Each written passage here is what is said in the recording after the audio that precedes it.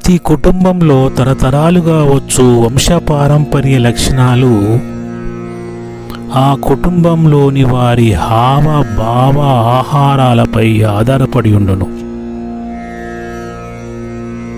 కుటుంబంలోని ఆలోచనలు, మాటలు, భావ ప్రకటనలు, ఒకరిపై ఒకరికి ఉండు ప్రేమలు, భావనలు, వారు తీసుకునే ఆహారము, ఇవన్నీ కూడా వంశపారంపర్యంగా ఒకరి నుంచి ఒకరికి ఏర్పడే ముద్రలు. కుటుంబంలోని వ్యవహారాలు చేసేవారి పిల్లలపై తల్లిదండ్రుల లక్షణాలు, కుటుంబంలోని పెద్దవారి లక్షణాలన్నీ కూడా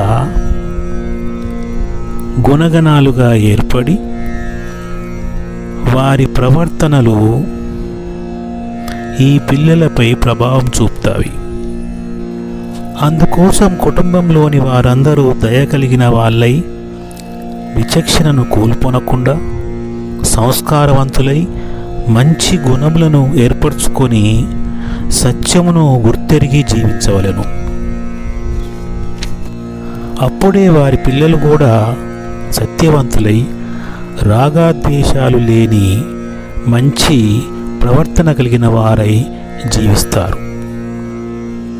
కుటుంబంలోని భావితర లక్షణాలన్నీ నేటి తల్లిదండ్రుల మీదనే ఆధారపడి ఉంది అని ప్రతి కుటుంబ పెద్దలందరూ గ్రహించాలి.